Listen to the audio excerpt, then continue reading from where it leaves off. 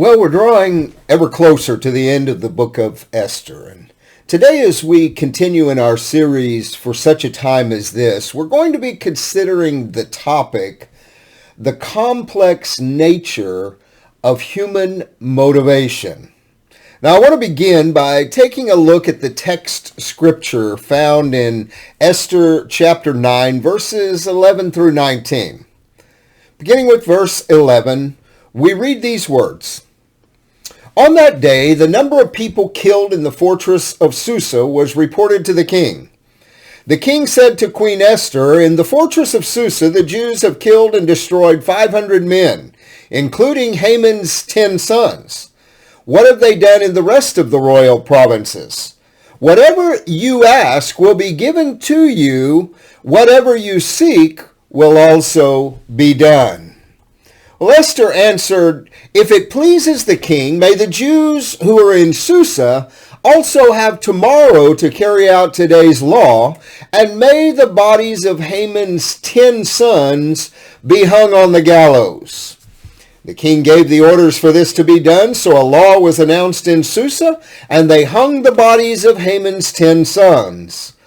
The Jews in Susa assembled again on the 14th day of the month of Adar and killed 300 men in Susa, but they did not seize any plunder. The rest of the Jews in the royal provinces assembled, defended themselves, and got rid of their enemies. They killed 75,000 of those who hated them, but they did not seize any plunder. They fought on the 13th day of the month of Adar and rested on the 14th, and it became a day of feasting and rejoicing. But the Jews in Susa had assembled on the 13th and the 14th days of the month. They rested on the 15th day of the month, and it became a day of feasting and rejoicing. This explains why the rural Jews who live in villages observe the 14th day of the month of Adar as a time of rejoicing and feasting. It is a holiday when they send gifts to one another. I want to ask you something today. How often do you just stop and think about why you do the things you do? Or do you ever stop and think?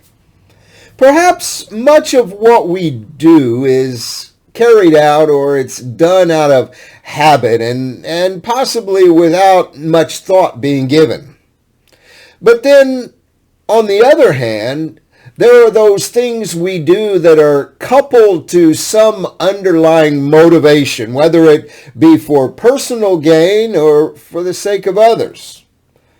A human motive is a complicated concept, and it's often difficult or sometimes even impossible to accurately decipher.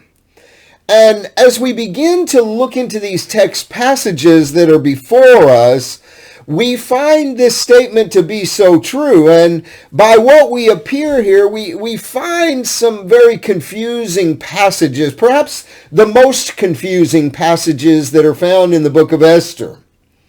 For centuries, biblical commentators have debated the means of best interpreting these passages, all, of course, centering on Esther's motive.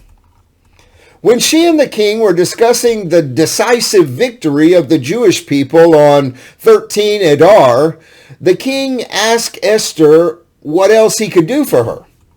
In response, Esther asked for one more day of fighting in Susa. The next day, the scripture tells us, the Jews slaughtered 300 more men. The passage doesn't indicate or tell us in any way why Esther made such a brutal request. So all of the commentators' ideas concerning this passage and these passages are simply based upon their own personal conjecture. Now, some believe that she was acting vindictively, making certain that the followers of Haman got exactly what was coming to them.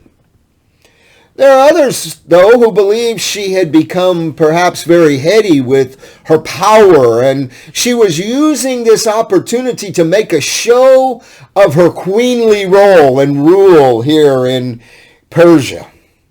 Still others attribute her request to fear, overdoing the offensive in order to avoid what might have created some fear in her, and that being potential retaliation.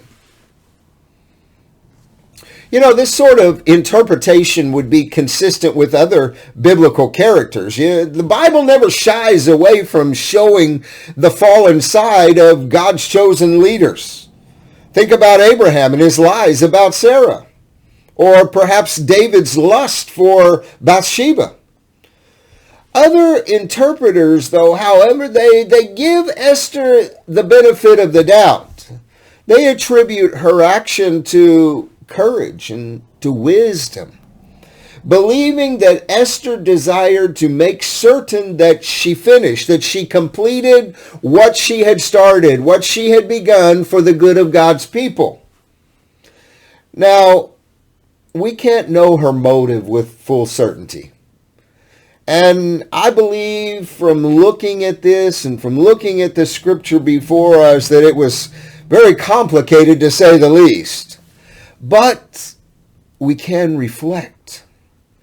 We can reflect upon our own lives, our own motives, why we do the things we do.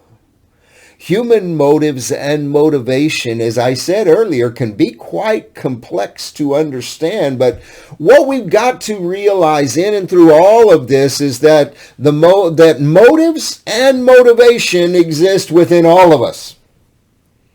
And because of this, we need to be careful. We must be careful that we do not find ourselves being driven through this life by selfish ambitions. We've got to be careful to keep a check on the why of our actions, the why of our decisions. It can be both helpful and healthy for us to check our motives regularly, why we do the things we do. Consider for a moment some of your recent choices. Did you make them out of love for God and for others, or was something more selfish at play? Let me encourage you today. Stay in the Word. Keep the Word in you. Examine your own heart and your own motives, and be certain that you are living a life that glorifies and honors God always. Until next time.